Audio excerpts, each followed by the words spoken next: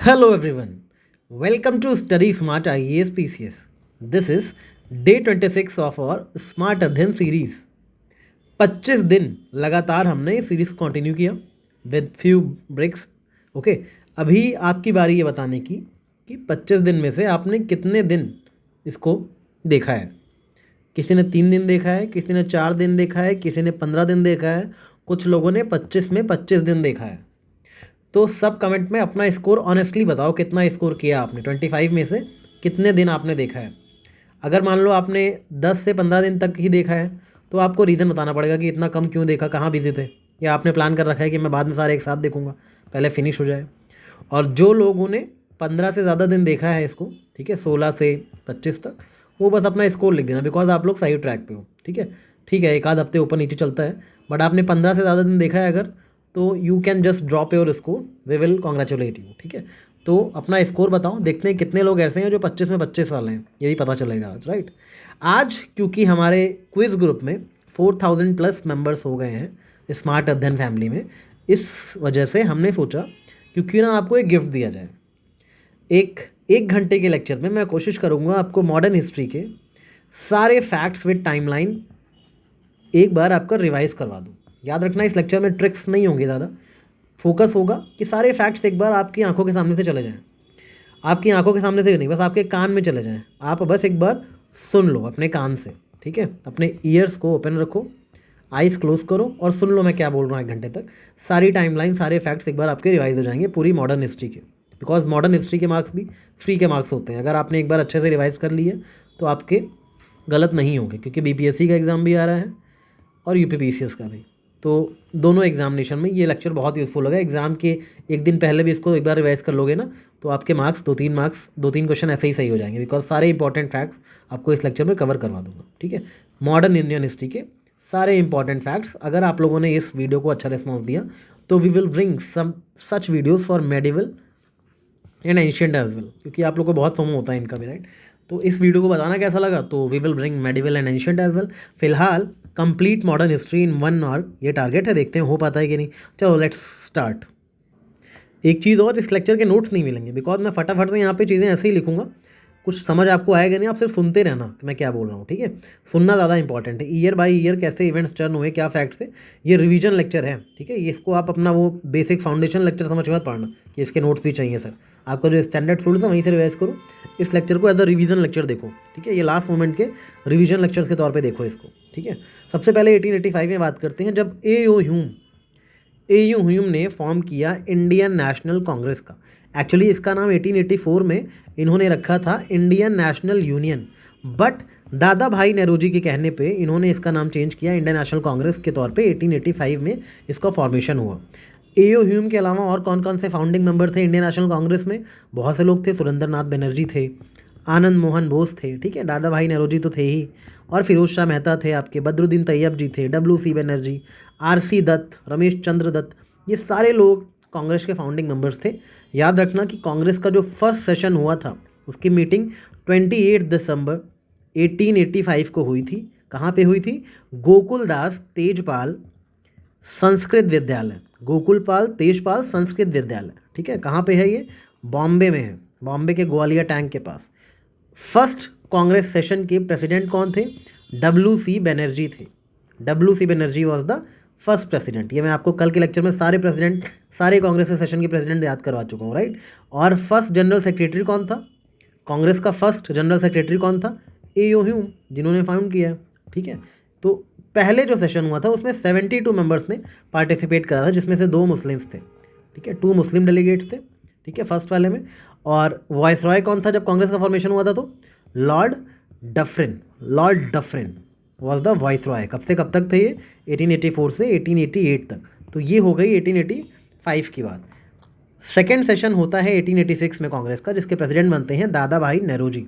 दादा भाई नेहरू जी बनते हैं। ये सेशन कैलकाटा में हुआ था। ठीक है, इसमें जो डेलीगेट्स आए थे बढ़ गए अचानक, 431 के आसपास आए थे। फर्स्ट वाले में सिर्फ 72 आए थे ना, इसमें 431। फर्स्ट वाले में सिर्फ 2 मुस्लिम के आए थे, इसमें 33 मुस्लिम्स ने पार्टिसिपेट करा था। मतलब मुस्लिम्स का ट्रस्ट बढ़ रहा था कांग्रेस के ऊपर। राइट, इस सेशन में 1886 वाले में जो इंडियन एसोसिएशन था जो, उसका मर्जर हुआ इंडियन नेशनल कांग्रेस के साथ। इंडियन एसोसिएशन सुरेंद्र नाथ बनर्जी वाला, उसका मर्ज हो गया इंडियन नेशनल कांग्रेस के साथ। बारी आती है 1887 की, जिसमें हुआ थर्ड सेशन ऑफ कांग्रेस, जो कि हुआ आपका मद्रास में। अब देख लो, सारे महानगर में हो रहे हैं, पहला बॉम्बे में हुआ, फिर कलकत्ता में हुआ, तीसरा मद्रास में हुआ, तीसरे में हुए बदरुद्दीन तैयब जी। बदरुद्दीन तैयब जी ने प्रिसाइड करा, ठीक है। और याद रखना, Badruddin Tyabji was the first Muslim president of Indian National Congress. First Muslim president कौन है? बदरुद्दीन तैयब जी, ठीक है, ये चीज़ याद रखना। 1888 का सेशन कांग्रेस का हुआ इलाहाबाद में। इलाहाबाद में हुआ और प्रिसाइड किया जॉर्ज यूले ने। किसने? जॉर्ज यूले ने। George Yule was the first European president of Congress. पहले यूरोपियन प्रेसिडेंट कौन थे?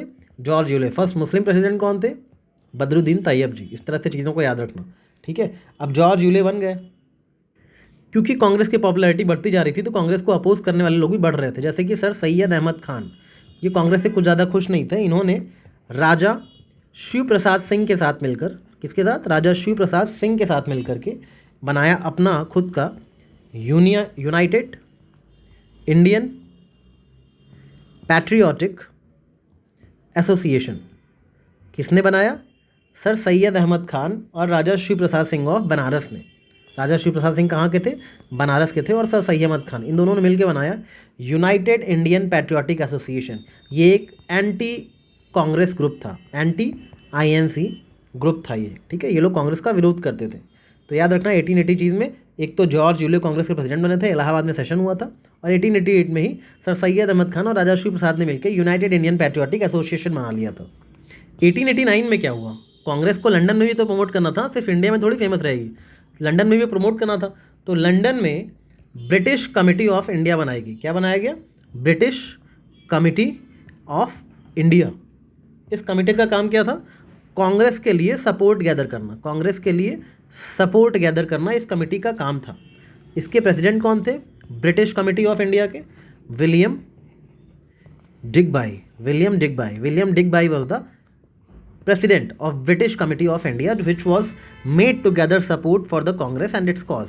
ये जो कमेटी थी ब्रिटिश कमेटी ऑफ इंडिया, ये एक वीकली मैगजीन पब्लिश करती थी जिसका नाम था इंडिया। तो क्वेश्चन आएगा कि इंडिया मैगजीन कौन पब्लिश करता था? तो British Committee of India publish करती थी, लंदन में थी, जिसके प्रेसिडेंट थे विलियम डिगबाई। और कांग्रेस के लिए सपोर्ट गैदर करने के लिए ये कमेटी बनाई गई थी, ठीक है। इतना समझ आ गया। 1890 में चलते हैं। 1890 में first women graduate of Calcutta university, first women graduate of Calcutta university कौन थी? कादम्बिनी गांगुली। कादम्बिनी गांगुली, इन्होंने प्रिसाइड किया 1890 का कांग्रेस सेशन, ठीक है। कांग्रेस का सेशन 1890 का किसने प्रिसाइड किया? कादम्बिनी गांगुली ने, जो कि first women graduate of Calcutta university थी, ठीक है। याद रखना, अपने ईयरफोन्स लगा लो और जो मैं बोल रहा हूँ सुनते जाओ, स्क्रीन पे ज़्यादा ध्यान मत देना, स्क्रीन पे लिखा हुआ शायद आपको समझ भी नहीं आएगा, ठीक है। ये लेक्चर रिवीजन लेक्चर है, इसको रिवीजन की तरह लो, एक पॉडकास्ट सुनते हो, पॉडकास्ट की तरह लो, आपकी पूरी मॉडर्न हिस्ट्री रिवाइज हो जाएगी, सारे इंपॉर्टेंट फैक्ट्स मैं कवर करवा दूंगा, यही मेरी कोशिश है। याद रखना, कादम्बिनी गांगुली ने एक्चुअली इसको प्रिसाइड नहीं करा था कांग्रेस के सेशन को 1890 को, ठीक है। कादम्बिनी गांगुली ने एड्रेस करा था आईएनसी के सेशन को, 1890 के सेशन को कादम्बिनी गांगुली ने एड्रेस किया था, ठीक है, मतलब अपनी स्पीच दी थी। तो she was the first women, ऐसा आएगा, first women to address the INC session. पहली वुमेन जो एड्रेस की थी आईएनसी के सेशन को, वो तो हो गई आपकी कादम्बिनी गांगुली, ठीक है। और पहली वुमेन जिसने कांग्रेस को प्रिसाइड किया कौन थी? एनी बेसेंट, ठीक है। और पहली इंडियन वुमेन कौन थी जिसने कांग्रेस को प्रिसाइड करा? वो थी आपकी सरोजनी नायडू। उन्होंने 1925 का कानपुर सेशन प्रिसाइड करा था सरोजनी नायडू ने, राइट। तो ये सारी चीज़ें आपको समझ आनी चाहिए। और पहली वुमेन जिन्होंने एड्रेस किया कांग्रेस के सेशन को, वो आपकी कादम्बिनी गांगुली थी, राइट। 1891 क्यों इंपॉर्टेंट था? 1891 में आया था age of consent act, age of consent act, जिसमें गर्ल्स को सेक्सुअल इंटरकोर्स के लिए कंसेंट देने की एज को बढ़ा दिया गया था। पहले 10 साल थी, इसमें 12 ईयर्स कर दिया गया था, ठीक है। चाहे वो गर्ल्स मैरिड हों या अनमैरिड हों, उनके कंसेंट लेने की एज को 12 साल कर दिया गया था, ठीक है। पहले ये एज 10 साल थी, तो एज ऑफ कंसेंट एज में गर्ल्स की सेक्सुअल इंटरकोर्स की कंसेंट देने की एज को 12 साल कर दिया गया था। ये किया क्यों गया था? 2 इंडियन गर्ल्स की वजह से, जिन्होंने बहुत सफ़र किया था, ठीक है, जिनका नाम था रुक्माबाई, एक रुक्माबाई थी और दूसरे का नाम था फूलमणि दासी, फूलमणि दासी। इन दोनों के बारे में गूगल कर लेना, एक बार यूपीएससी में क्वेश्चन आ चुका है रुक्माबाई पे, शायद स्टेट पीएससी में पूछ ले, तो फूलमणि दासी, रुक्माबाई, इनके बारे में एक बार गूगल से पढ़ लेना आप लोग, ठीक है। इनकी वजह से एज ऑफ कंसेंट एक्ट आया था 1891 में, राइट। 1892 1892 में क्या हुआ, इंडियन काउंसिल्स एक्ट आया था 1892 का, बहुत फेमस था। ठीक है, क्या हुआ था, क्या खास बात थी इसमें, बजट पे डिस्कशन करना अलाउ कर दिया गया था, बजट पे क्वेश्चंस पूछना अलाउड किया गया था। बट याद रखना सप्लीमेंट्री क्वेश्चंस नहीं पूछ सकते थे मेंबर्स, जो मेंबर्स थे हाउस में उनको बजट पे डिस्कशन करना अलाउ किया गया था, बट सप्लीमेंट्री क्वेश्चंस पूछना अलाउ नहीं किया गया था। 1892 में एक और बहुत मेजर इंसिडेंट हुआ था कि जो दादा भाई नौरोजी थे, कौन थे, दादा भाई नौरोजी, वो पहले ऐसे इंडियन बन गए, पहले ऐसे भारतीय बन गए जिनको ब्रिटिश हाउस ऑफ कॉमन्स में इलेक्ट किया गया। कहाँ इलेक्ट किया गया, ब्रिटिश हाउस ऑफ कॉमन्स में। कैसे इलेक्ट किया गया, as a member of liberal party, liberal party के एमपी बन के ये ब्रिटिश हाउस ऑफ कॉमन्स में गए, फर्स्ट इंडियन। ठीक है, दादा भाई नौरोजी। तो दोनों इवेंट्स 1892 के इंपॉर्टेंट है, याद रखिएगा। 1893 इंपॉर्टेंट है ड्यूरैंड लाइन के लिए। 12 नवंबर 1893 को ड्यूरैंड लाइन एग्रीमेंट साइन करा गया था काबुल के साथ, अफगानिस्तान के साथ, जिसने ब्रिटिश इंडिया और अफगानिस्तान के साथ फ्रंटियर क्रिएट किया था। तो 1893 इसके लिए इंपॉर्टेंट है। एक और चीज़ 1893 में हुई थी, वो थी औरबिंदो घोष की एक आर्टिकल की सीरीज़ थी। औरबिंदो घोष थे ना, उनकी एक आर्टिकल की सीरीज़ थी जिनका नाम था न्यू लैम्प्स फॉर ओल्ड। इसको लिख लो, न्यू लैम्प्स फॉर ओल्ड। ठीक है, ये 1893 में इनके आर्टिकल्स की सीरीज स्टार्ट हुई थी। इसमें कांग्रेस को क्रिटिसाइज़ करते थे कि वो वर्किंग क्लास के लिए, लोवेस्ट स्टैट ऑफ सोसाइटी के लिए बिल्कुल कुछ नहीं करती है कांग्रेस। तो कांग्रेस को क्रिटिसाइज़ करते थे। The new lamps for old इनके आर्टिकल्स थे, औरबिंदो घोष के 1893 में स्टार्ट हुए थे, सीरीज ऑफ आर्टिकल्स। तो 1893 इतना याद रखना। 1894 1895 में कुछ खास हुआ नहीं था। 1896 में डायरेक्ट चलते हैं, जब हुआ था 12th session of Indian National Congress. 12th session of Indian National Congress इतना इंपॉर्टेंट क्यों है, क्योंकि इस सेशन में पहली बार वंदे मातरम सॉन्ग गाया गया था। वंदे मातरम पहली बार गाया गया था भाई रविंद्रनाथ टैगोर 1896 के सेशन में। ठीक है, और प्रेसिडेंट कौन थे, रहीमतुल्ला सयानी, रहीमतुल्ला सयानी प्रेसिडेंट थे। 12th सेशन था कांग्रेस का 1896 का। वंदे मातरम पहली बार गाया था रविन्द्रनाथ टैगोर ने, राइट, ये याद हो गया। 1897 में चलते हैं। फैन दिनशा वाचा थे, और कौन था, गोपाल कृष्ण गोखले थे। ठीक है, दोनों ने मिलकर खुलासा किया था कैसे ड्रेन ऑफ वेल्थ हो रहा है इंडिया में। किसके सामने किया खुलासा, वेलबाई कमीशन के सामने। वेलबी कमीशन जो भी आपने देखा हो, ये वेलबी कमीशन बिठाया इसलिए गया था 1895 में by British government to investigate waste expenditure in India. तो जो दादा भाई, ये जो डीके गोखले थे, गोपाल कृष्ण गोखले थे और दिनशा वाचा थे, इनको लगा ये one of the rarest of the rare opportunity है, जब हम सच में वेलबी कमीशन को अगर बिठाया इसलिए गया है एक्सपेंडिचर की चेकिंग करने के लिए, तो क्यों ना हम पोल खोल दें ब्रिटिशर्स की। तो वहाँ पे इन्होंने एविडेंस दिए बहुत सारे कि कैसे इंडियन एक्सपेंडिचर्स को किया जा रहा है। ठीक है, तो एक तरह से जो वेस्ट, जो इकोनॉमिक ड्रेन हो रहा था, उसका पोल खोलने की कोशिश की गई थी वेलबाई कमीशन के सामने। किसके द्वारा, दिनशा वाचा के द्वारा और गोपाल कृष्ण गोखले के द्वारा। तो इन दोनों का नाम याद रखना। 1897 में इन लोगों ने ये काम किया था। और कमीशन कब बिठाया गया था, 1895 में। क्यों बिठाया गया था Welby Commission, to investigate the waste expenditure in India, right. उसके बाद 1898 1899 और 1899 में, 1900 में कुछ नहीं था। 1901 पे आ जाओ। 1901 में हुआ था INC का सेशन इन कैलकाटा। ये सेशन इतना इंपॉर्टेंट क्यों, जो मैं बता रहा हूँ। इस सेशन में पहली बार महात्मा गांधी अपीयर हुए थे। Mahatma Gandhi appeared in any Congress session for the first time in 1901। ठीक है, he was then the lawyer. उस टाइम ये लॉयर हुआ करते थे साउथ अफ्रीका में। ठीक है, वहाँ पे आए थे कांग्रेस से रिक्वेस्ट करने, कांग्रेस से सपोर्ट मांगने कि जो रेशियल डिस्क्रिमिनेशन हो रहा है, एक्सप्लॉयटेशन हो रहा है कंट्री में, उसके खिलाफ आवाज़ उठाए। तो कांग्रेस सपोर्ट मांगने आए थे। तो याद रखना 1901 का जो कैलकाटा का सेशन था, उसमें गांधी जी ने पहली बार कांग्रेस के प्लेटफॉर्म में अपीयर हुए थे कहीं पे गांधी जी। तो ये भी इंपॉर्टेंट है। 1902 में 2 इंपॉर्टेंट कमीशन अपॉइंट किए गए थे। कौन से इंपॉर्टेंट कमीशन थे, पहला तो था आपका रेले कमीशन, जिसको आप इंडियन यूनिवर्सिटी कमीशन भी बोलते हो। दूसरा कमीशन था आपका फ्रेजर कमीशन को आप पुलिस कमीशन बोलते हो, राइट। रेले कमीशन के जो चेयरमैन थे वो थे थॉमस रेले, और फ्रेजर कमीशन के थे एंड्रू फ्रेजर, राइट। ये सब मैंने आपको डे 1 में याद कराया था, कैसे याद करना है। फ्रेजर लेज़र याद है पुलिस का, तो वो सब चीज़ें भूल गए हो। जो लगातार पढ़ रहे हो उनको ये सब मैं याद करवा चुका हूँ ऑलरेडी इस सीरीज़ के थ्रू। 1904 क्यों इंपॉर्टेंट है, इंडियन यूनिवर्सिटी एक्ट पास हुआ था, इसलिए जाना जाता है। इंडियन यूनिवर्सिटी एक्ट पास हुआ था, राइट। और एक और एक्ट पास हुआ था 1904 में, एंशियंट मॉन्यूमेंट प्रिजर्वेशन एक्ट, ये सब इंपॉर्टेंट एक्ट हैं, इनके बस ईयर ही मैच करने को आते हैं, तो आपको ये दोनों एक्ट पता होने चाहिए कि 1904 में पास हुए थे, राइट। एक और मिशन भेजा गया था 1905 में जिसका नाम था young husband mission. Young husband mission कहाँ भेजा गया था? यंग हस्बैंड मिशन तिब्बत में भेजा गया था, ठीक है, 1903 1904 में। इसकी वजह से एक ट्रीटी साइन हुई थी, ट्रीटी ऑफ लासा साइन हुई थी। ट्रीटी ऑफ लासा की स्पेलिंग क्या है? LHASA, ठीक है, Lhasa, treating of Lhasa sign हुई थी 1904 में। इतनी चीज़ें याद रखना 1904 के बारे में। अच्छा, एक चीज़ और, मैं आपको ये ब्लैंक PDF प्रोवाइड करवा दूंगा, तो ईयर के सामने ना आप खुद के अपने नोट्स बना सकते हो। लेक्चर देखते वक्त अपने खुद के नोट्स बना लेना, या लेक्चर देखने के बाद इसमें कुछ और फैक्ट्स भी ऐड कर लेना, गूगल से, अपनी बुक से, घटना चक्र से, जहाँ से भी पढ़ रहे हो, राइट। ये सारे फैक्ट्स मैं आपको घटना चक्र वाले ही बता रहा हूँ, जो मोस्ट इंपॉर्टेंट फैक्ट घटना चक्र हैं वो मैं इसमें बता दे रहा हूँ, जो मोस्ट इंपॉर्टेंट, जिनको आप छोड़ना एफर्ट नहीं कर सकते, राइट। तो ये ब्लैंक PDF दी जाएगी आपको रात में, इसमें नोट्स अपडेट कर लेना आपने, ठीक है, आपको ईजी हो जाएगा लास्ट मोमेंट रिवीजन के लिए। 1905 तो आपको पता ही है कि पार्टीशन ऑफ बंगाल के लिए फेमस था। जब पार्टीशन ऑफ बंगाल अनाउंस हुआ, कब अनाउंस हुआ? 19 जुलाई 1905 को अनाउंस हुआ था। उस समय वाइसरॉय कौन थे? लॉर्ड कर्जन थे, ठीक है, और बंगाल के लेफ्टिनेंट गवर्नर कौन थे? एंड्रयू फ्रेजर थे, ठीक है, फ्रेजर कमीशन वाले। तो 19 जुलाई को ये पार्टीशन अनाउंस हुआ 1905 में, और 7 अगस्त को एक मीटिंग हुई 1905 में ही, जिसको प्रिसाइड किया था सुरेंद्र नाथ बनर्जी ने और कृष्ण कुमार मित्र ने। इस मीटिंग में बॉयकॉट रेजोल्यूशन पास हुआ कि हम इस पार्टीशन का बॉयकॉट करेंगे। बॉयकॉट रेजोल्यूशन पास हुआ।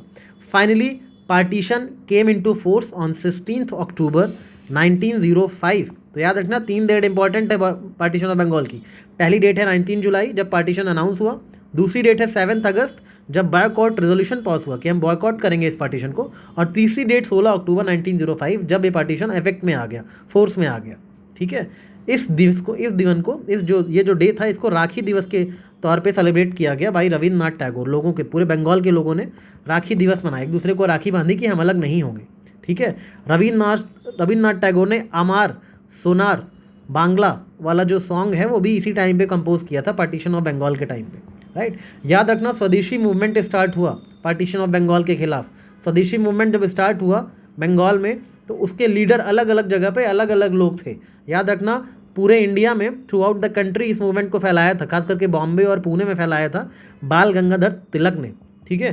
पंजाब और यूपी में इसकी लीडरशिप को संभाला था अजीत सिंह एंड लाला लाजपत राय ने, ठीक है। दिल्ली में किसने संभाला था इस मूवमेंट की कमान? दिल्ली में स्वदेशी मूवमेंट की कमान संभाली थी सैयद हैदर रज़ा ने, ठीक है। और आपके मद्रास में किसने संभाली थी? मद्रास में किसने संभाली थी कमान? चिदम्बरम पिल्लई, राइट। ये सारी चीज़ें याद रखिएगा। इसी दौरान अश्विनी कुमार दत्त ने स्वदेश बंधव समिति को फाउंड किया था, राइट, याद रखिएगा। और Vande Mataram song title song बन गया था स्वदेशी मूवमेंट का, राइट। इसी टाइम पे 1907 में अवनींद्रनाथ टैगोर, ठीक है, अवनींद्रनाथ टैगोर थे, ठीक है, और उनके ब्रदर थे गगनेंद्रनाथ टैगोर। अवनींद्रनाथ और उनके ब्रदर गगनेंद्रनाथ, दोनों ने मिलकर बनाया था Indian society of oriental arts इन 1907, ठीक है। तो ये चीज़ें आपको 1905 में इतनी चीज़ें याद रखी। 1907 में एक सोसाइटी बनाई गई, Indian society of oriental arts. किसने बनाई थी? अवनींद्रनाथ टैगोर, उनके भाई गगनेंद्रनाथ टैगोर में। 1905 का जो INC सेशन था कहाँ हुआ था? बनारस में हुआ था, याद रखना। और किसने प्रोसाइड करा था? गोपाल कृष्ण गोखले ने प्रोसाइड करा था, ये भी इंपॉर्टेंट है। 1905 में एक चीज़ और हुई थी, इंडिया हाउस का फॉर्मेशन हुआ था। इंडिया हाउस का फॉर्मेशन किसने किया था? श्याम जी कृष्ण वर्मा ने किया था, ठीक है। एक और सोसाइटी का फॉर्म किया था इन्होंने, इंडियन होम रूल सोसाइटी का फॉर्मेशन कहाँ हुआ था? लंदन में। तो ये दोनों ही, इंडिया हाउस और इंडिया होम रूल सोसाइटी, दोनों ही श्याम जी कृष्ण वर्मा ने इस्टेब्लिश किया था लंदन में 1905 में, राइट। इन्होंने एक बुक भी लिखी थी उसी साल, एक बुक स्टार्ट करी थी, एक जर्नल स्टार्ट करी थी जिसका नाम था इंडियन सोशियोलॉजिस्ट। तो इंडियन सोशियोलॉजिस्ट के एडिटर कौन है? श्याम जी कृष्ण वर्मा। तो 1905 आएगा तो श्याम जी कृष्ण वर्मा का नाम भी हमेशा याद रखना, along with partition of Bengal, right. इतनी चीज़ें 1905 में याद रखना। 1906 पे चलते हैं तो national council of education start किया गया था भाई सतीश चंद्र मुखर्जी ने national council of education start करा था 1906 में। 1906 फेमस है मुस्लिम लीग के फॉर्मेशन की वजह से। मुस्लिम लीग का फॉर्मेशन भी 1906 में हुआ था। इसका हेडक्वार्टर बनाया गया था ऑल इंडिया मुस्लिम लीग का, कहाँ पे? लखनऊ में बनाया गया था। अच्छा, किसने सबसे पहले प्रपोज किया था ऑल इंडिया मुस्लिम लीग का फॉर्मेशन? सलीम उल्लाह खान ने प्रपोज किया था, सलीम उल्लाह खान ने प्रपोज किया था कि एक ऑल इंडिया मुस्लिम लीग होनी चाहिए, ठीक है। एक 56 मेंबर की टेम्परेरी कमेटी इस्टेब्लिश करी गई। कितने मेंबर की? 56 मेंबर की टेम्परेरी कमेटी इस्टेब्लिश करी गई। ये जो मुस्लिम लीग बनी, इसके फर्स्ट प्रेसिडेंट कौन थे? फर्स्ट प्रेसिडेंट वाज आगा खान, और इसके ज्वाइंट सेक्रेटरीज कौन कौन थे? मोहसिन उल मुल्क एंड विकार उल मुल्क। वकार उल मुल्क और मोहसिन उल मुल्क इसके ज्वाइंट सेक्रेटरीज थे, 2 मुल्क वाले, ठीक है। और आगा खान इसके प्रेसिडेंट थे, ठीक है। 1908 में मुस्लिम लीग की लंदन ब्रांच भी खोली गई, लंदन ब्रांच भी 1908 में खोली गई, ठीक है। और सैयद आमिर अली इसके किसने इस्टेब्लिश करी लंदन में? सैयद आमिर अली ने इस्टेब्लिश करी। किसने? सैयद आमिर अली ने। कहाँ? लंदन में। मुस्लिम लीग की एक ब्रांच सैयद आमिर अली ने लंदन में खोली। यहाँ पे फर्स्ट प्रेसिडेंट बने आगा खान, प्रपोज किया था सलीम उल्लाह खान ने। ज्वाइंट सेक्रेटरीज थे मोहसिन उल मुल्क और वकार उल मुल्क। 1906 का कांग्रेस सेशन कहाँ हुआ था? कैलकाटा में हुआ था, और प्रिसाइड किए था दादा भाई नौरोजी ने। किसने किया था? दादा भाई नौरोजी ने। जो स्वराज है, स्वराज वर्ड का फर्स्ट टाइम यूज़ किया गया था इसी सेशन में, 1906 से कांग्रेस के सेशन में, जो कि कैलकाटा में हुआ था, और दादा भाई नौरोजी ने इसको प्रिसाइड करा था। इतनी बातें आपको 1906 के बारे में पता होनी चाहिए। 1900 फेमस है सूरत स्प्लिट की वजह से। 1907 फेमस है सूरत स्प्लिट की वजह से। जब कांग्रेस का सेशन हुआ था सूरत में, वहाँ पे कांग्रेस स्प्लिट हो गई थी मॉडरेट्स वर्सेस एक्सट्रीमिस्ट में। Who was the president in 1907? Rash Behari Bose was the president of Congress and the Surat split happened, ठीक है। राश बिहारी घोष था, याद रखना, राश बिहारी बोस नहीं थे। 1907 एक और इंसिडेंट के लिए फेमस है, जब भारत का झंडा, इंडियन फ्लैग, भारत का झंडा फॉरेन की धरती पे पहली बार लहराया गया था। And who was the first person to unfurl the Indian flag on the foreign land? She was madam Bhikaji Cama. Madam Bhikaji Cama ने 22 अगस्त ऑफ 1907 को जर्मनी में भारत का झंडा लहराया पहली बार। वो वहाँ पे क्यों गई थी? इंटरनेशनल सोशलिस्ट कॉन्फ्रेंस अटेंड करने के लिए गई हुई थी। मैडम भीखाजी कामा को मदर ऑफ इंडियन रिवॉल्यूशन भी बोलते हैं, याद रखना। और जो झंडा उन्होंने जर्मनी में लहराया था, उस झंडे को डिज़ाइन करने वाले थे वीडी सावरकर, मैडम भीखाजी कामा खुद, और श्याम जी कृष्ण वर्मा, इन 3 लोगों ने मिलकर उस झंडे को डिज़ाइन करा था। इतनी बातें आपको 1907 के बारे में मोटा मोटा पता होनी चाहिए। 1908 की बात करें तो सबसे बड़ा कांड होता है Muzaffarpur bomb case. Muzaffarpur bomb case में 2 ब्रेव हार्ट थे, एक तो खुदीराम बोस और दूसरे प्रफुल्ल चक्की। इन दोनों ने बॉम्ब फेंका था किसके ऊपर? किंग्स फोर्ट के ऊपर। तो जो खुदीराम बोस थे उनको तो फांसी दे दी गई थी, ठीक है। कब दी गई? 11 अगस्त 1908 को, ये चीज़ याद रखिएगा। और 1908 का जो कांग्रेस सेशन था, उसके प्रेसिडेंट थे राश बिहारी घोष। फिर से इसमें इंडियन नेशनल कांग्रेस का कॉन्स्टिट्यूशन का स्ट्रक्चर बनाया गया। तो राश बिहारी घोष इसके प्रेसिडेंट थे, याद रखना। और 1908 का सेशन हुआ कहाँ था? वहीं सूरत में ही फिर से हुआ था, ठीक है। प्रेसिडेंट और जगह दोनों ही सेम थी 1908 में। 1909 में भी रिवोल्यूशनरी एक्टिविटीज़ बढ़ गई। 1 जुलाई को मदन लाल ढींगरा ने कर्जन विले को मार दिया लंदन में।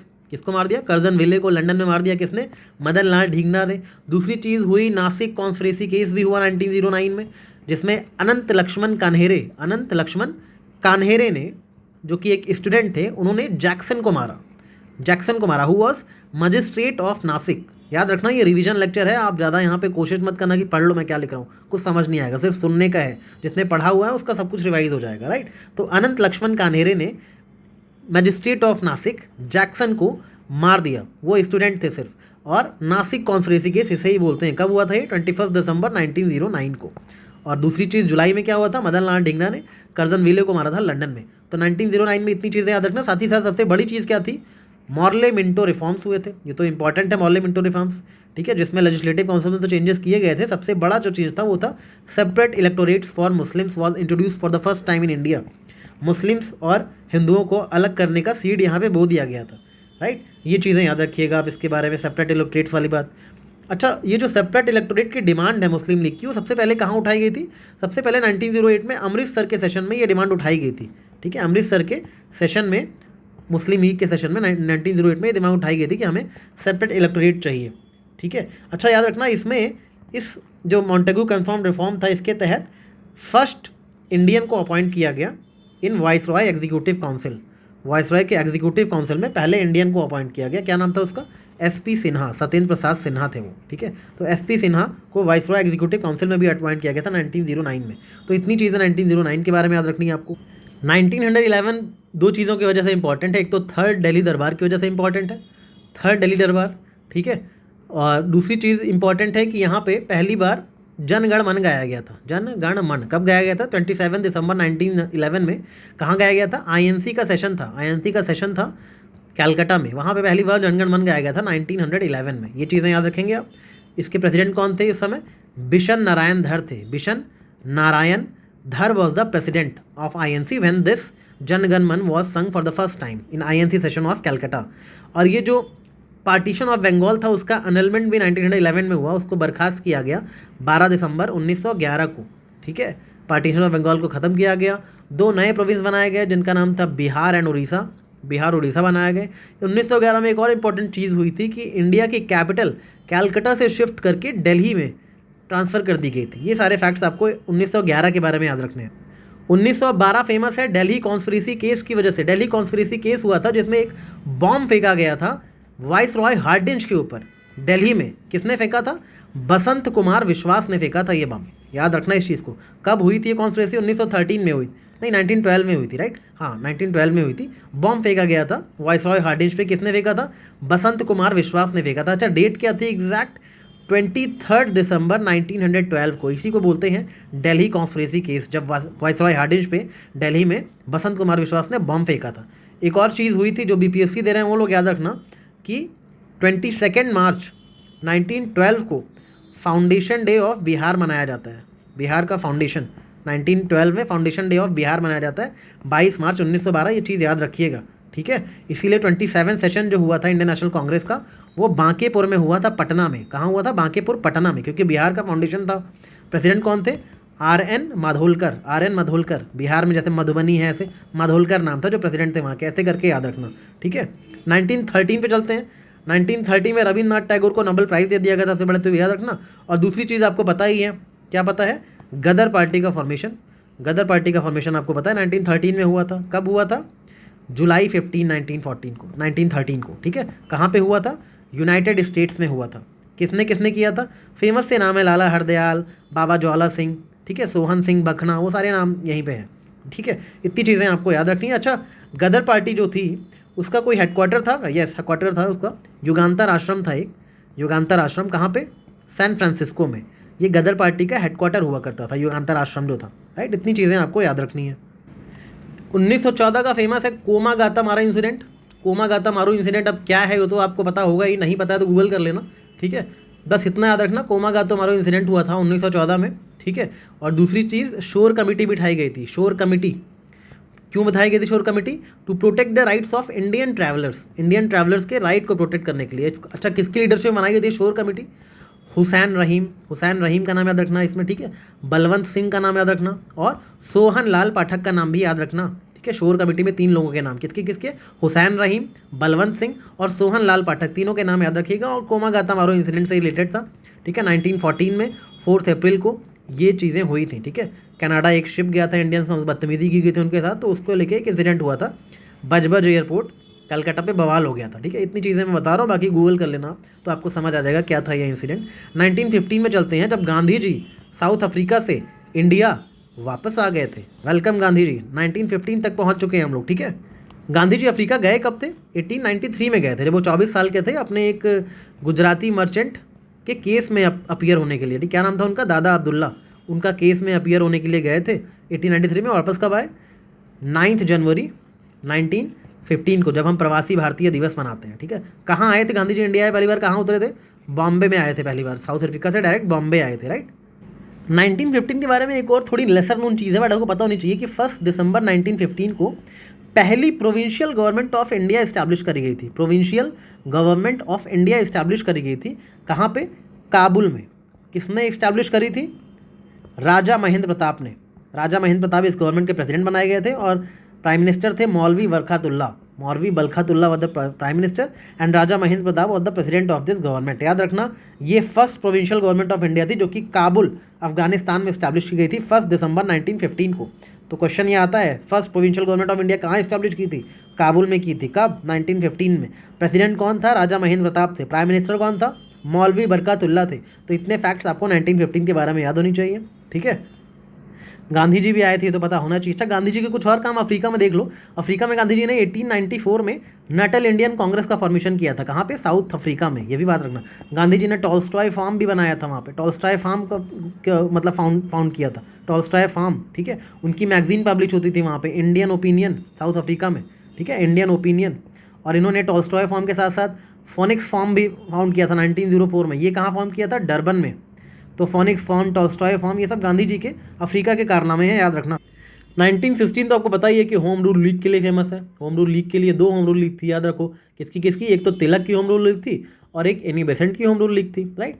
इसमें थोड़े से डिफरेंसेस हैं। तिलक वाली जो होम रूल लीग थी वो बेलगाम से उसकी शुरुआत हुई थी, कर्नाटका से। हेडक्वार्टर इसका पूना में था। कब स्टार्ट हुई थी? तिलक तिलक वाली पहले स्टार्ट हुई थी अप्रैल 1916 में। एनी बेसेंट वाली मद्रास में स्टार्ट हुई थी सितंबर 1916 से। मतलब तिलक वाली अप्रैल में स्टार्ट हो गई और एनी बेसेंट वाली सितंबर में स्टार्ट हुई थी, राइट। इतना पसंद समझ आ गया। तिलक वाली जो लीग थी उसके सेक्रेटरी कौन थे? उसके सेक्रेटरी थे एनसी केलकर, एनसी केलकर। और एनी बेसेंट वाली लीग के सेक्रेटरी कौन थे? जॉर्ज अरुणदले। ये सब बेसिक डिफरेंसेस बिल्कुल कॉमन से हैं, पता होने चाहिए। तिलक वाली जो लीग थी उसके फर्स्ट प्रेसिडेंट थे जोसेफ बैप्टिस्टा। तो क्वेश्चन आ जाता है कि ऐसे लिख देगा कि Joseph Baptista was the first president of Annie Besant leagues. नहीं, जोसेफ बैप्टिस्टा तिलक वाली लीग के फर्स्ट प्रेसिडेंट थे, ठीक है। तिलक वाली लीग का एरिया क्या क्या था? वही कर्नाटका, महाराष्ट्र, ठीक है। महाराष्ट्र में बॉम्बे छोड़ के बाकी सब जगह था तिलक की लीग। और सेंट्रल प्रोविंसेस एंड बिहार वाला एरिया। बाकी जो रेस्ट ऑफ द एरिया था वो बेसेंट की लीग संभाल रही थी, तिलक के अलावा जो जगहें थी, राइट। इतनी चीज़ें आपको याद रखनी है। अच्छा, पहला जो इंसान था जिसने बात करी थी कि होम रूल लीग होनी चाहिए, वो एनी बेसेंट ने मतलब अनाउंस उन्होंने ही करा था, ठीक है। उन्होंने 2 जनवरी 1914 को ही लॉन्च कर दिया था एक ऐसा होम रूल मूवमेंट के टाइप का, राइट। लेकिन होम रूल लीग किसने स्टार्ट करी थी पहली? तो बीजी तिलक ने। अगर होम रूल मूवमेंट की बात हो कि मूवमेंट चलाया था, वो एनी बेसेंट नहीं चलाया था, 1914 में स्टार्ट कर दिया था। लेकिन होम रूल लीग की बात हो कि लीग किसने स्टार्ट करी, तो वो पहली लीग तिलक ने स्टार्ट करी थी अप्रैल 1916 में, ठीक है। और अपने जो होम रूल मूवमेंट का उनका पेपर था एनी बेसेंट का, उसका नाम था कॉमन व्हील, जिसके तहत वो लोगों से बात करती थी, ठीक है। ये सब चीज़ें होम रूल मूवमेंट जो 1914 में ही स्टार्ट हो गया था, राइट। तो याद रखना, home rule Loong movement, home rule movement और होम रूल लीग दोनों अलग अलग चीज़ें हैं, ठीक है। होम रूल मूवमेंट 1914 में 2 जनवरी से ही स्टार्ट कर दिया था एनी बेसेंट ने, और कॉमन व्हील में उसके बारे में लिखती रहती थी, राइट। इतनी चीज़ें आपको याद रखनी है। 1920 जब आया तो ये जो all India home rule league थी इसको रीनेम कर दिया गया था एज स्वराज्य सभा, स्वराज्य सभा के तौर पे रीनेम कर दिया था। किसने किया था ये काम? ये काम किया था गांधी जी ने। होम रूल लीग को नाम कर दिया था स्वराज्य सभा। ये भी फैक्ट इंपॉर्टेंट है, याद रखना, ठीक है। बाकी लखनऊ सेशन भी था कांग्रेस का 1960 में। लखनऊ सेशन बहुत फेमस है। अंबिका चरण मजूमदार इसके प्रेसिडेंट थे, ठीक है। और यहाँ पे पैक्ट साइन हो गया था, मॉडरेट और एक्सट्रीमिस्ट यूनिफाई हो गए थे। जो सूरत स्प्लिट में अलग अलग हो गए थे ना, मॉडरेट और एक्सट्रीमिस्ट, वो 1916 के लखनऊ सेशन में फिर से एक साथ हो गए थे, ठीक है। मॉडरेट्स और एक्सट्रीमिस्ट भी और कांग्रेस और मुस्लिम लीग सब एक साथ आ गए थे, लखनऊ पैक्ट साइन हो गया था। Who was the president? Ambika चरण मजूमदार। इतनी चीज़ें आपको याद रखनी है। ये वही सेशन है जैसे यूनिटी हुई ना कांग्रेस की और मुस्लिम लीग की, तो सरोजिनी नायडू ने क्या कह दिया था? मोहम्मद अली जिन्ना को बोला था कि you are the ambassador of Hindu Muslim unity. तो ये क्वेश्चन आता है कि ambassador of Hindu Muslim unity Mohammad Ali Jinnah को किसने बोला था? सरोजिनी नायडू ने बोला था। खुश हो गई थी एकदम पैक्ट साइन होते ही।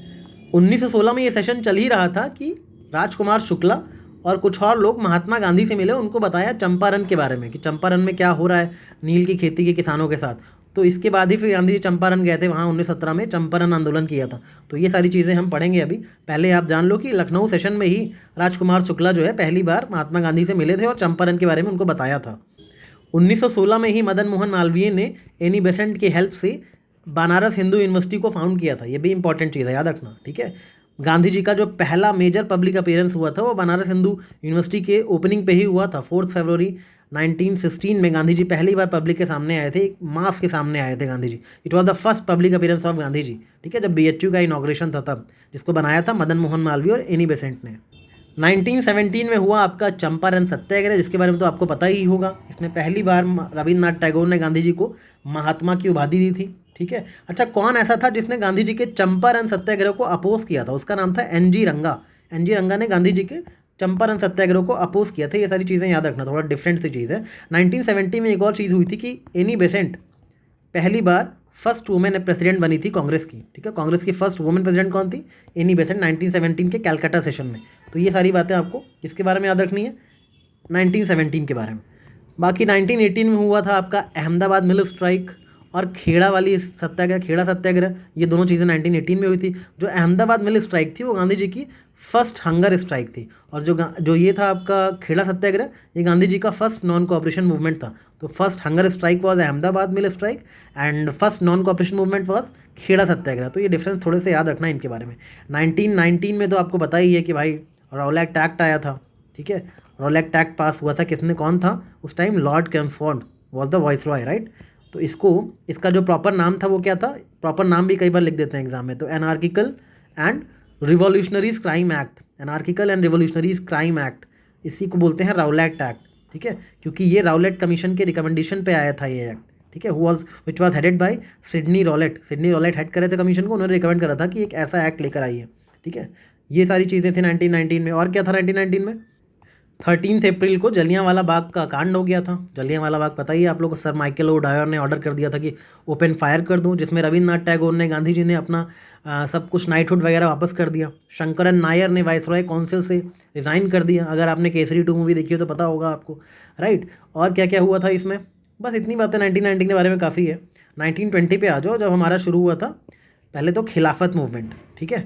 खिलाफत मूवमेंट शुरू हुआ था। खिलाफत मूवमेंट स्टार्ट करने का क्रेडिट किसे जाता है, अली ब्रदर्स को जाता है, जिनका नाम था शौकत अली और मोहम्मद अली, इन दोनों को जाता है, शौकत और मोहम्मद को, राइट। और एक कॉन्फ्रेंस हुई, खिलाफत कमेटी की कॉन्फ्रेंस हुई, 1919 में हुई थी ये कॉन्फ्रेंस, जिसके प्रेसिडेंट बनाए गए थे महात्मा गांधी, राइट। ये चीज़ें आपको याद रखनी है। और दूसरी चीज़, 1920 में तिलक की डेथ भी हो गई थी, 1 अगस्त को 1920 में तिलक जी की डेथ हो गई थी, बाल गंगाधर तिलक की डेथ भी हो गई थी 1920 में, ये भी याद रखना। और कांग्रेस का सेशन 1920 में कहाँ हुआ था, नागपुर में हुआ था, याद रखना। प्रेसिडेंट बहुत इंपॉर्टेंट है ये, विजय राघवाचारी, सी विजय राघवाचारी, ठीक है, was the president of 1920 Nagpur session of Congress. ये 1920 का सेशन भी इंपॉर्टेंट है कांग्रेस का, याद रखना, ठीक है। 1920 में ही नॉन कोऑपरेशन मूवमेंट स्टार्ट हो गया था, ठीक है। कौन कौन से इंस्टीट्यूशंस थे जो स्टार्ट किए गए थे आपके 1920 वाले में, ठीक है। एक तो आपका काशी विद्यापीठ स्टार्ट किया गया था 1921 में। ये सब नॉन कोऑपरेशन मूवमेंट टाइम पे कुछ अपने इंस्टीट्यूट स्टार्ट किए गए थे, काशी विद्यापीठ बनारसी में, ठीक है। गुजरात विद्यापीठ स्टार्ट किया गया था 1920 में अहमदाबाद में। बिहार विद्यापीठ इस्टेब्लिश किया गया था पटना में, ठीक है, 6 फरवरी 1921 को। और जामिया मिलिया इस्लामिया, ये भी 1920 में अलीगढ़ में स्टार्ट किया गया था। ये सब नॉन कोऑपरेशन मूवमेंट के टाइम के स्टार्ट किए गए ऑर्गेनाइजेशंस हैं, ये चीज़ें याद रखनी है आपको, ठीक है। अच्छा, जो बिग बिजनेसमैन थे बॉम्बे के, उन्होंने उन नॉन कोऑपरेशन मूवमेंट से खुश नहीं थे, तो उन लोगों ने एंटी नॉन कोऑपरेशन एसोसिएशन बना लिया कि ये सब क्या गांधी जी कर रहे हैं। उन्होंने बनाया, किसने किसने बनाया था 1920 में ये एसोसिएशन एंटी नॉन कोऑपरेशन वाला, जमुना दास, द्वारका दास, इनका नाम आपने पढ़ा होगा, बहुत बड़े बिजनेसमैन थे उस टाइम के, ठीक है। पुरुषोत्तम दास, ठाकुर दास, ये लोग, और सेटल वार्ड, इन लोगों ने मिलकर बनाया था अपना क्या चीज़, anti non cooperation association. Jamuna Das, Dwarka Das, Purushottam Das, Thakur Das, ठीक है, और सेतल वार्ड, इन लोगों ने मिलकर के अपना बनाया था एक क्या, नॉन कोऑपरेशन एसोसिएशन। इतनी चीज़ें आपको याद रखनी है, राइट। 1922 में 2 चीज़ें हुई थी। एक तो ये कि लॉर्ड रीडिंग ने रॉलेट एक्ट को रिपील कर दिया था, रॉलेट एक्ट को रिपील कर दिया गया, ठीक है। 1922 में पेशावर कॉन्स्पिरेसी केस हुआ था, क्या हुआ था, पेशावर कॉन्स्पिरेसी केस। और 1922 में सबसे इंपॉर्टेंट चीज़ तो हुई थी, वो थी गोरखपुर में 4 फरवरी को 1922 में चौरी चौरा कांड बहुत इंपॉर्टेंट था, जिसकी वजह से नॉन कोऑपरेशन मूवमेंट को 12 फरवरी को 1922 को ख़त्म कर दिया गया। एट बरदौली मीटिंग में डिसाइड हुआ कि अब नॉन कोऑपरेशन मूवमेंट यहीं पे कॉल ऑफ कर देगा। गांधी जी को बिल्कुल पसंद नहीं आया कि ये क्या किया तुम लोगों ने, चौरी चौरा क्यों कर दिया, हिंसा क्यों कर दी, ठीक है। और किसने वोट ऑफ सेंसर मूव करा था गांधी जी के अगेंस्ट कि उन्होंने नॉन कोऑपरेशन मूवमेंट क्यों ख़त्म कर दिया, उनका नाम था डॉक्टर मुंज। उन्होंने गांधी जी के खिलाफ वोट ऑफ सेंसर टेबल करा था कि उन्होंने ऐसे कैसे अपने दम पे नॉन कोऑपरेशन मूवमेंट को बंद करवा दिया, ठीक है। तो बहुत नाराज़ हो गए थे मुंज।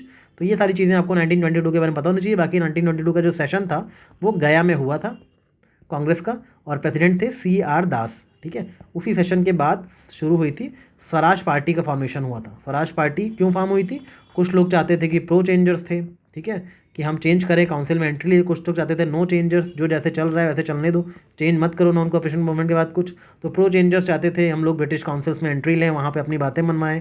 इस वजह से प्रो चेंजर्स ने अपनी अलग पार्टी बना ली, जिसका नाम था स्वराज पार्टी। कौन कौन थे मेन फाउंडर इसके, वही CR दास, जो कि गया सेशन के प्रेसिडेंट थे। इनके साथ साथ थे मोतीलाल नेहरू, ठीक है, और वित्तल भाई पटेल। इन सब लोगों ने मिल करके अपना सोचा कि क्यों ना नई पार्टी बना ली जाए, तो नाम था उसका स्वराज पार्टी। स्वराज पार्टी जब बनी तो खुद CR दास इसके पहले प्रेसिडेंट बने, CR दास, और सेक्रेटरी किसको बनाया, मोतीलाल नेहरू को बनाया, ठीक है, मोतीलाल नेहरू। और जो विट्ठल भाई पटेल इन लोगों का सपोर्ट करते थे वो स्पीकर बने, पहली बार स्पीकर बने लेजिस्लेटिव असेंबली के 1925 में, ठीक है। तो first Indian speaker of legislative assembly कौन थे, विट्ठल भाई पटेल, 1925 में बनाए गए थे, भले ही वो ब्रिटिश असेंबली थी तो क्या हुआ, बट पहले वही थे विट्ठल भाई पटेल, ठीक है।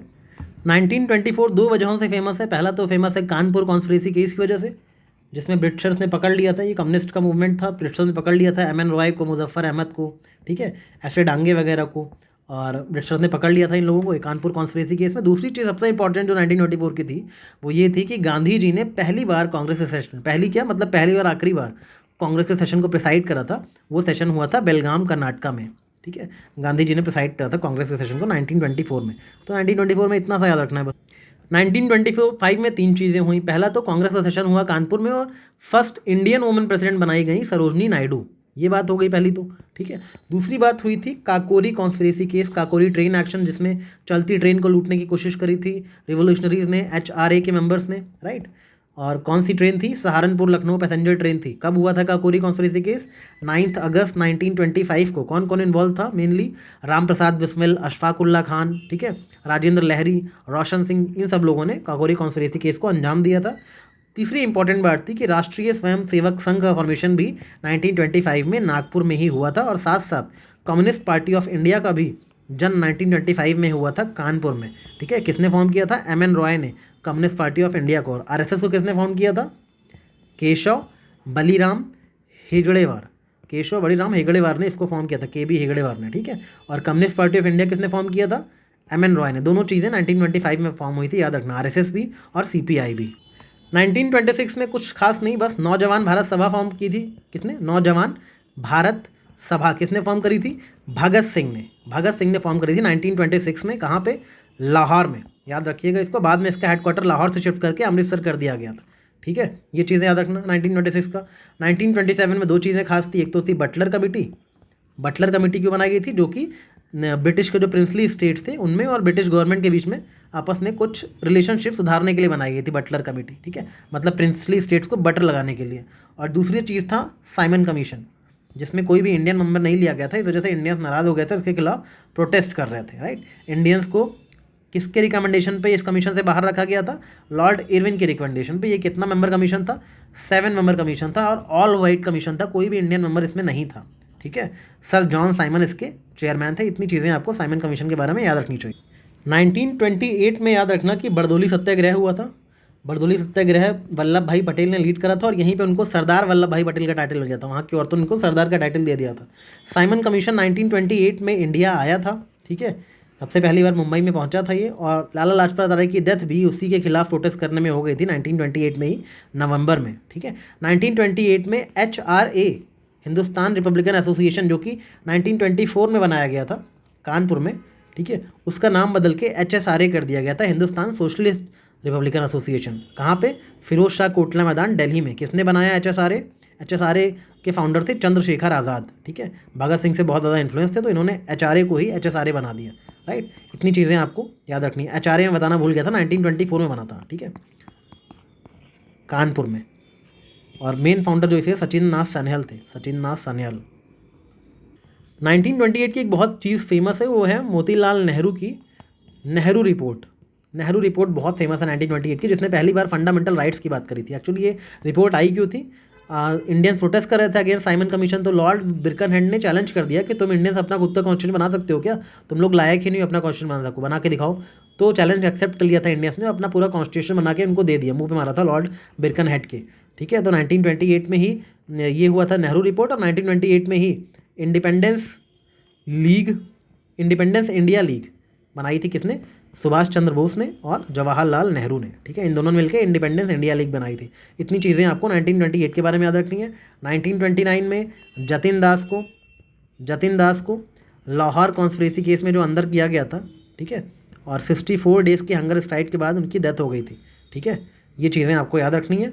और दूसरी चीज़, Deepavali declaration of lord Irwin में 1929 का फेमस है। दीपावली डिक्लेरेशन किसका, लॉर्ड इरविन का, 1929 में इशू करा गया था। क्या बोला था, India would be granted the dominion status, India को डोमिनियन स्टेटस देने की बात करी गई थी 1929 में बाय लॉर्ड इरविन, इसको दीपावली डिक्लेरेशन बोलते हैं। इतनी चीज़ें याद रखना।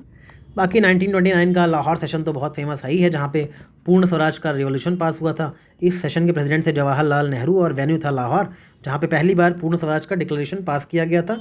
हमने रावी नदी के किनारे झंडा लहराया था, अपना भारतीय तिरंगा लहराया था। ठीक है, कब लहरा था? 31 दिसंबर 1929 को। और 26 जनवरी 1930 को हमने अपना फर्स्ट इंडिपेंडेंस डे घोषित कर दिया था कि हम 1930 को अपना पहला इंडिपेंडेंस डे मनाएंगे। ठीक है, इतनी चीज़ें आपको 1929 के सेशन के बारे में पता होनी चाहिए। 1929 में ही भगत सिंह ने 1929 में ही भगत सिंह और बटुकेश्वर दत्त ने असेंबली में बॉम्ब फेंक दिया था। ठीक है, इतनी चीज़ें याद रखनी है। 1930 में दांडी यात्रा स्टार्ट हुई। कब? 12 मार्च 1930 को स्टार्ट हुई थी। साबरमती आश्रम से दांडी तक की यात्रा थी। ठीक है, अप्रैल में सिविल डिसोबीडियंस मूवमेंट पूरे देश में स्टार्ट हो गया। ये सारी चीज़ें आपको पता ही हैं। ठीक है, जब गांधी जी अरेस्ट कर लिए गए तो अब्बास तैयब जी ने कमाल संभाली। किसने? अब्बास तैयब जी ने। अब्बास तैयब जी अरेस्ट कर लिए गए तो सरोजिनी नायडू ने मूवमेंट की कमाल संभाली। तो ये चेन याद रखना, किसने कब कमाल संभाली थी इस मूवमेंट की। 1930 में ही चिट्टागोंग आर्मरी रेड भी ऑर्गेनाइज करी गई थी। ठीक है, हथियारों की रेड 1930 में किसने? सूर्यसेन ने लीड किया था इसको, अलॉन्ग विद प्रतिलता वाडेकर, कल्पना दत्त, इन लोगों के साथ मिल करके। रिवोल्यूशनरीज थे ये लोग, इन्होंने चिट्टागोंग में आर्मरी रेड करी थी। ठीक है, 1930 के बारे में ये सारी चीज़ें पता होनी। 1931 में 3 तारीखें इंपॉर्टेंट है। पहली 27 फरवरी इंपॉर्टेंट है, दूसरी 5 मार्च इंपॉर्टेंट है और तीसरी 23 मार्च इंपॉर्टेंट है। 23 मार्च को इंपॉर्टेंट थे क्योंकि भगत सिंह, राजगुरु और सुखदेव को लाहौर कॉन्स्पिरेसी केस में फांसी पे लटका दिया गया था। 5 मार्च को इंपॉर्टेंट है, गांधी इरविन पैक्ट साइन हुआ था, जिसकी वजह से सरोजिनी नायडू ने इरविन और गांधी को 2 महात्मास की उपाधि दे दी थी। और ये Gandhi Irwin pact, Gandhi Irwin talks possible किसकी वजह से हो पाई थी?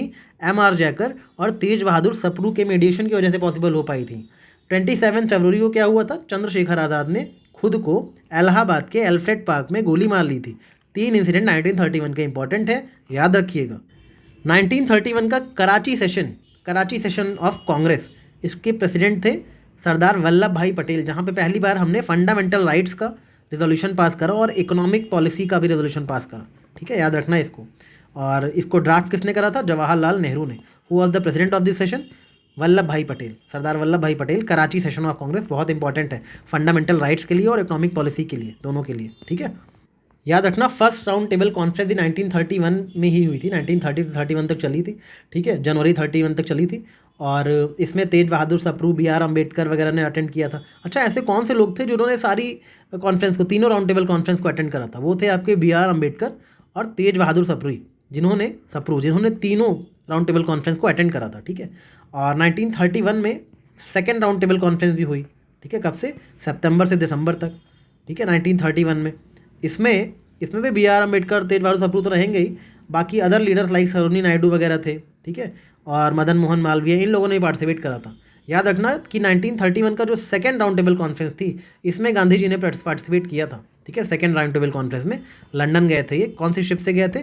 SS राजपुताना शिप से गांधी जी गए थे लंदन पार्टिसिपेट करने के लिए। सेकेंड राउंड टेबल कॉन्फ्रेंस है, लेकिन फिर भी इस कॉन्फ्रेंस का कोई खास डिजायर्ड रिजल्ट निकला नहीं। राइट। 1932 फेमस है कम्युनल अवार्ड की वजह से, जो रैमसे मैकडोनाल्ड ने अनाउंस करा था। ठीक है, जो दलित हिंदू सेक्शन को भी हिंदू रिलीजन से अलग करने की बात करा था, दलित सेक्शन ऑफ हिंदू को सेपरेट इलेक्ट्रेट देने की बात की जा रही थी। फाइनली गांधी जी ने फास्ट कर दिया था जेल में, तो 24 सितंबर को साइन हुआ पूना पैक्ट। पूना पैक्ट किसके बीच में साइन हुआ? गांधी जी और अम्बेडकर के बीच में पूना पैक्ट साइन हुआ। इतनी बातें आपको याद रखनी है। फिर गांधी जी को लगा ये लोग तो हमें भाई हरिजन लोगों को हमसे अलग कर देंगे, तो गांधी जी ने all India anti untouchability league को फाउंड करा। ठीक है, जिसको बाद में हरिजन सेवक संघ कह दिया गया था, हरिजन सेवक संघ। और इसके पहले प्रेसिडेंट बनाए गए थे घनश्याम दास बिरला इसके पहले प्रेसिडेंट बनाए गए थे। इतनी बातें आपको याद रखनी चाहिए 1932 के बारे में। 1932 में ही हमारी थर्ड राउंड टेबल कॉन्फ्रेंस भी हुई थी। 17 नवंबर 1932 से 24 दिसंबर 1932 तक चली थी, लेकिन कांग्रेस ने तो बॉयकॉट कर दिया था, इसलिए ज़्यादा रेलेवेंस है नहीं इस राउंड टेबल कॉन्फ्रेंस की। 1933 में पहली बार वर्ड यूज़ किया गया था पाकिस्तान बाई चौधरी रहमत अली। चौधरी रहमत अली ने पहली बार अपने एक पैम्फलेट में, जिसका नाम था नाउ और नेवर, उसमें चौधरी रहमत अली ने पहली बार पाकिस्तान वर्ड का यूज़ किया था। 1933 में गांधी जी ने हरिजन यात्रा भी शुरू करी थी वारधा आश्रम से। अपने 9 महीने तक वो 20,000 किलोमीटर चले थे पूरे इंडिया में। ये सारे फैक्ट 1933 के इंपॉर्टेंट है, याद रखिएगा। और 1934 में finally officially civil disobedience movement को विड्रॉ कर लिया गया। ठीक है, और 1934 में बनाई गई थी कांग्रेस सोशलिस्ट पार्टी, जिसके प्रेसिडेंट थे आचार्य नरेंद्र देव और जनरल सेक्रेटरी कौन था? जयप्रकाश नारायण, ये लोग थे। ठीक है, इतनी बातें आपको याद रखनी है। फर्स्ट मीटिंग जो हुई थी कांग्रेस सोशलिस्ट पार्टी की वो पटना में हुई थी, ये बात याद रखना इंपॉर्टेंट है, ठीक है। फर्स्ट सेशन 1934 में, फर्स्ट मीटिंग पटना में हुई थी, इतनी बातें आपको याद रखनी। प्रेसिडेंट कौन था? आचार्य नरेंद्र, जनरल सेक्रेटरी जयप्रकाश नारायण। कब बनी थी? 17 में 1934 को बनी थी कांग्रेस सोशलिस्ट पार्टी।